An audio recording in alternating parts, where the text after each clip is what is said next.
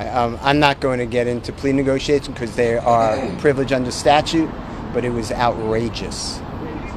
They would let him out of custody, but they would have a tether around him so tight that it's unconscionable.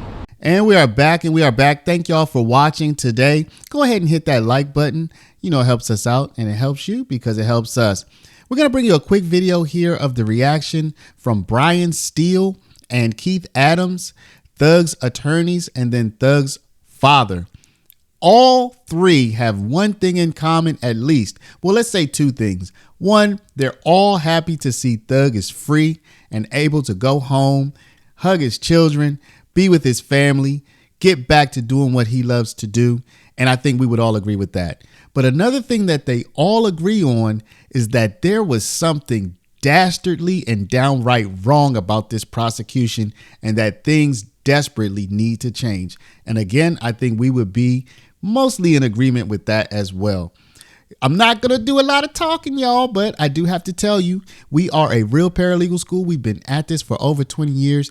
If you want to earn your paralegal certificate, if you want to work in law firms, if you want to do the kind of work, you want to do the good work to help turn this situation around, hit us up, careerparalegal.com. I will drop a link in the description. Again, don't forget to comment, like, subscribe. Thanks for watching, and let's get into it.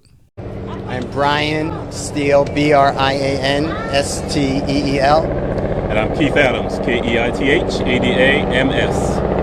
And talk us through the decision to do a plea when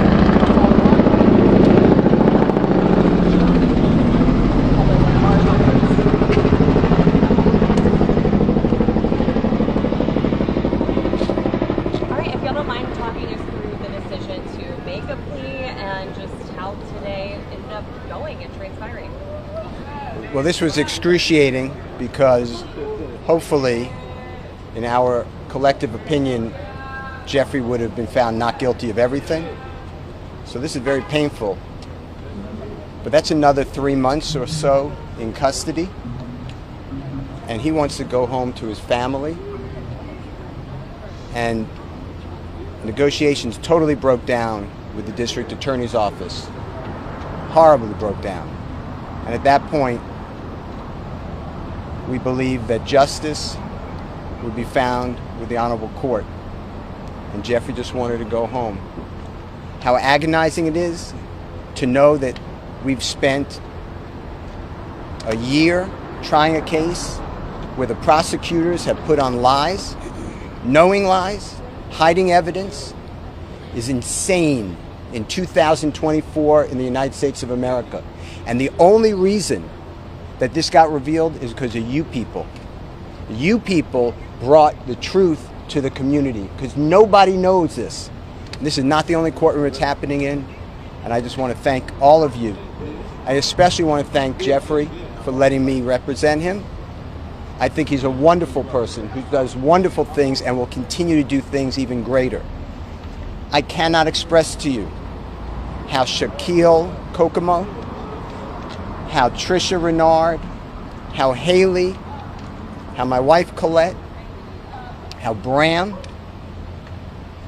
how countless people, but especially Miss Courtney Edwards, has worked without sleep for 3 years representing Jeffrey and helping him. I will never be able to stand with anyone more ethical, honest, hardworking, insightful, intelligent, and kind than the Honorable Keith Adams. The gentleman to my left is the best lawyer in the country. Mr. Steele, do you think prosecutors negotiated in good faith at all during any of these negotiations? Why don't you let me take this one? Let me answer that. The short answer is no. This is a case that possibly could have been resolved if folks were reasonable. But we did not believe that we could enter into good faith negotiations with people who wanted a case resolved in a manner simply to save face. And Jeffrey Williams was not going to say things that they wrote for him, that they wanted him to say, that was their theory when it wasn't true. And so, good faith, no. I don't believe we were ever really negotiating in good faith. And you've been here the past year that this case has been on trial. You've seen the numerous motions for mistrial. You've seen the behavior of the state. You've seen the dishonesty. You've seen everything being hidden. You've seen things come out in court, in front of you. And so you know what kind of prosecution we were dealing with, and that's okay. You know, Mr. Steele and I have fought through this the past 2.5 years. And as he said, we ultimately decided we were going to put our faith in the court as opposed to the folks on the other side of the aisle. And, you know, the best thing out of all of this is that Jeffrey Williams, in a very short period of time, will be home. And that's all we've wanted from May 9th, when they went and picked him up and have held him in jail without a bond for the past 2.5 years. He'll be home shortly. Keith and Brian, this either one of you can answer this. I have 2 questions for you. First off, you go into a blind plea, you don't know, right? There's nothing for sure. What was your emotions like when you guys went into that? I would imagine the conversation, can you kind of take us into the room before you went out into court, what the conversations were back and forth? Obviously, I know there's attorney-client privilege, but it's a big decision. Well, I didn't want to give up the jury trial, but that was a decision made, and once that decision was made, we were just thankful that there are people like the Honorable Judge Whitaker who understands what a trial is like and what it should be like. And I cannot thank the Honorable Court for being here and coming in. She is not our first judge, but she's the first time we received justice. Mr. Adams, this is your second high-profile RICO case here in Fulton County. Do you think that maybe the prosecutor's office is abusing that statute? And what are your opinions of RICO generally? I have, for the 30-some-odd years that I practiced law, always believed that if you, as a prosecutor, think that someone has committed a crime, you charge them with the crime, you put it in front of a jury, and then you do it fairly and let the chips fall where they may. The courtroom is not the place to get adventurous, to get inventive, to think, well, we don't have evidence on him for any of these incidents, but maybe, if just maybe, we tie him up in a RICO and put him with people who may have committed crimes, we can get him that way. That's an abuse. And so, yes, for some strange reason, the Fulton County DA's office seems to be in love with RICO, and my honest opinion is that they're in love with it because it makes it easier for them to try and convict people that they otherwise could not convict. And that's what was happening here. We're fighting a mountain, reams of evidence, most of which didn't have anything to do with us. And so, is it an abuse? I think it is. There are better ways to, and I used to be a prosecutor, right? And I can tell you that there are better ways to prosecute cases than the way this case was prosecuted. You guys obviously rejected initially what the state was going to offer. Is there some details you can give us? Because it sounds like from what you guys decided in court, I mean, it's still pretty stringent. There's a lot of different details, but what was the state asking for that you guys rejected? I'm not going to get into plea negotiations because they are privileged under statute, but it was outrageous. They would let him out of custody, but they would have a tether around him so tight that it's unconscionable. And how are y'all feeling about what the sentencing is, especially with not being able to be in Metro Atlanta except for specific parameters, and how is Mr. Williams feeling about that decision? You know, we're okay with the sentence. There comes a time in any case, if a person is sentenced, that we're out of the courtroom, and now what happens to that person is entirely up to them. Jeffrey Williams is a fantastically talented man. He is a great person. He's become a great friend over the course of the last couple of years. And he has the ability, the incentive to go forth and do everything he needs to do to put this behind him. And we're confident that he will. One of the questions you asked a little earlier was, what was that feeling like, stepping into a courtroom to do what's called a blind plea, not knowing what's going to happen? You know, it's a scary feeling for all involved. There's probably no feeling quite like that other than sitting in a courtroom waiting for a jury to come out and tell you what your fate is. But we walked in there knowing that we were in front of a fair tribunal and being comfortable that the right thing was going to happen, and the right thing did. What do you think about your client just serving as a role model? Obviously, as part of the agreement, he's going to be participating in the community, doing events, things like that. Obviously, he has a huge reach for what he does for a living. I've known Jeffrey Williams. I've defended him for over a decade. I have been with him where we go to young children, children in need, children who are going down the wrong way. And he tells exactly what he's going to continue to say. He tells everybody, this is not a good life. We have to stop the generational disaster that is plaguing the community. And although right now I'm successful, I'm a product, but every one of you can get out. And he always stresses education. Jeffrey Williams is a great person, a great role model, and he will do even better now, hopefully, if you allow him and his words to get out. As far as how Jeffrey's feeling now, he knows my feelings, which I'm not going to reveal for attorney-client privilege, but this is not the same as a not guilty verdict. That should have been rang. But nobody here wakes up every day on a concrete floor that they're calling his bed, gets up at 4:15, gets shackled at his feet, his waist, and his hands, comes to the Fulton County Courthouse to be on concrete, eating out of a bag. Doritos is his meal of choice. And then coming to a courtroom and sit there with a leg chain on him every single day and hear lie after lie. So for Jeffrey, go home today and not have another 90 days or 120 days of it, he is very happy, thankful to the Honorable Court.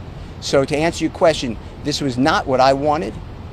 I don't believe that it is just, but I believe that under these circumstances, it is justice for Jeffrey Williams, and he is delighted, as are we, and thankful.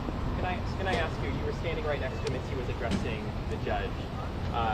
What seemed like a very sincere apology to her, or apology to the court and what happened, what has gone on. How did you feel standing next to him, knowing him for the last decade as an attorney for him, about what he was saying and what he was telling the judge? Jeffrey Williams is being truthful. That is his heartfelt feelings. He feels so bad for the loss of life, and he feels bad that people are taking his music or his social postings and making it into violence. That is all promotion. That is not a symbol of go hurt somebody. So I hope I've answered your question directly, but how I felt, I've heard that from Jeffrey over and over again. You called out a lot of challenges in this trial based on the prosecution's points. Do you have any message to, the co-counsel that for now is still on trial, or what's left of this? Oh my God, they are phenomenal lawyers, and I'm confident if you keep going, which I assume you will see some great lawyering. They don't need my help. And the truth is, they've been there with us for the past 2.5 years. They're aware of what they're up against. They are totally capable of handling it. And I presume we'll step in from time to time because, in this fight in the past 2.5 years, we've been together. So we needed something, they've been there to assist. And if they need something, we're happy to step right back in and assist. But they're great lawyers. Max Shard, Doug Weinstein, those gentlemen are in great hands. They'll be fine. I will say this. I think it is wrong, and it needs to be fixed, that an innocent man is arrested on May 9th of 2022, is denied bond, and has to plead guilty and nolo to get freedom after 2.5 years in custody. That should not happen. Nobody should be on trial. Jurors, think about what they're going through. Nobody should be on trial like this. And if Mr. Williams didn't have the resources, this never happens well for anybody. So I think it's an abuse, to answer the AJC's question. I think it's an abuse of the statute of RICO to do this to people. Is it fair to say you don't believe justice was served today? I believe that Mr. Williams is home, and I'm delighted. Justice would have been served on May 8th of 2022 if the grand jury no-billed his indictment. That would have been just. And it's wrong to be under investigation. He's been under investigation for 15 years. 15 years by task force of federal government and local government. Think about that. Think about your children doing that. And that's okay. If it's okay with you all, then we should really start moving to another country. I want to thank everybody so much for everything you do. I cannot thank you all, because without you guys, this just keeps rolling in injustice. It's got to end. The criminal justice system, the presumption of innocence, the Brady rules, the ethical rules, they have to survive. Otherwise, we all are victims of this. Anyone can sit in that seat next to Keith Adams. Thank you all so much. And no one sees it unless you guys do what you do. But I tell you what, there is a whole world of people out there who have watched this trial over the course of the past 2.5 years. The past year that we've actually been in the courtroom trying the case, who are much more educated to how things work, and unfortunately, sometimes how things don't work. Thank you guys. Thank you, everybody. His father would like to say a few words. His father, Jeffrey Williams Sr., would like to say a few words. Do you want to just, you can look at me or whoever asks you a question? It don't make no difference. No? You just want to talk? Yeah, y'all can ask me a question. Yeah. I think everybody's set up. Yeah, so if you just, what were your thoughts when you heard that your son was going to take a plea? Well, I was kind of startled behind it, because I was in agreement with Brian and Keith. You know, let's keep fighting. You know what I'm saying? You know, let's make them continue to embarrass themselves. You know, but at the same token, my son is I've never tried to interfere with his decisions. I just try to give him the knowledge of making the best decision that he sees fit for him. And I support it. And so what was it like? That he's going home? I feel great that he's going home. I feel great that he's going home, but at the same token, I still wanted to fight. But that's his decision. That's his decision. You know, on the other hand, I raised him to be the man that he is. You know, I've always been in his life from a pup to now. And I'm going to continue to be in his life. You know, and as an adult, he has to make his own decision. And you know? do you live here in Metro Atlanta? Yes, I do. So how does it feel to hear that he's not allowed to be in Metro Atlanta? I'm totally against that, because this is where he's from. You know, and to have a district attorney take that away from him, that isn't a resident from here. She's from another state, you know, and to see her take a man away from where he's from to have to go live somewhere else, that's offensive to me. I'm really offended by that. Can you talk about? Oh, sorry, I thought you were done. I was just saying, can you talk about your bond through music? And part of his conditions is that he can still make music, still do some performances. I know you said you were hoping to get back to that with him. Yeah, we're gonna get back to work. You know what I'm saying? You know, we're YSL loaded. I'm YSL loaded. You know, and in order for us to get back to our normal life, we're gonna have to put in some more work. We're gonna have to put in a lot of work, but the work that we need to do foremost for the city of Atlanta, Fulton County, we need to get rid of the poison that's in our system, and that's the district attorney office. So vote Courtney Kramer. Courtney Kramer, I support Courtney Kramer to the fullest. I feel like she's the best person for the job, and it's not because of what she said about us. It's because she said that, and she was in my company and never knew who I was. Absolutely true. What are your thoughts on his art being used against him? Not just the art, freedom of speech. Let's talk about his rights.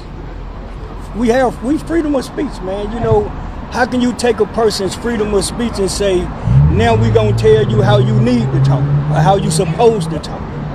You know, who would feel comfortable with? Would any of us out here right now feel comfortable with someone telling us you confirm from saying this? You can't say that. You know, what do the Constitution play a role at? You know, these young men, all of these young men, and some of us too, all of our rights are being violated right now because we're being dictated to on how we supposed to live, how we supposed to look, what we supposed to say. You know, we have a Constitution. When are we gonna start acknowledging our Constitution? You know, we did away with, supposedly, we did away with communism. I can't tell. You know, we took down a statue. We tore up a flag. What about the laws? Let's change the laws too. You know what I'm saying? If we're gonna do away with it, let's do away with all of it. Change the law. We're in a new day and time. We should make the laws for the new day and time. Do you think his lyrics will change now? I hope not. I wouldn't. But you know, he's behind the 8 ball right now. So we're gonna have to justify something. We're gonna have to make some justification on how we got to narrate it now. You know, and that's sad. That's sad. That a man should have to do that, and that's his way of life. That's how he feeds himself. That's how he feeds his family. That's his job. And how Are are you y'all? gonna meet him at Rice Street right now? Huh? Yes. Meet him at Rice Street? Definitely. So we thank you guys. We do gotta head to Wright Street. One more quick Go question. ahead. Any words that you want to wish to anybody else remaining on the case? Anything you want to say to them? Yeah, I Keep definitely fighting. want to say something to the people that's left on this case, along with the people who are waiting to be charged. Keep your heads up, keep fighting. Sooner or later, somebody gonna have to make a decision. We need to start making the people accountable that makes the decisions for us. So we need to put the right people in office. We need to start scanning the people that we vote for. And now that we have voting right now, it needs to be a presidential topic. It needs to be a topic about prison and reform. Why, you know, the presidents are not discussing this during their debates. It needs to be at the forefront of the presidential debates at this time. So, But the people got to make that yeah, decision. we got to make that. You know, and I'm gonna leave y'all with this. In any fight you go through in life, and anything that you have to deal with in life, you can't be scared. You can't be scared. And I'm out of here. What career for Guys, have a good one. continue to support Jeffrey and the entire family from this point moving forward? In the words of Get John to your Lewis, get to your kids, Fight. get to your grandkids, support them, tell them you love them, hug them, just be there. Just be there. and know if what you I'm see saying? something Because that's wrong what we and you need. see something that's not just, say That's what we something. need. Get in good trouble. In the words of John Lewis, say something. Yeah. Don't just sit there and let it happen if it's not your family. Don't wait till it's your family. If you see his family, anybody else's family, like the other guys that are still here, don't just stop coming because Thug is out. There's still other guys fighting for their lives. Still come, still support the others that are still here, because we will. So we thank you guys. So I will be informing you all later on the extortment that came to me from the DA office. I was extorted. You were extorted? I was extorted by the DA office.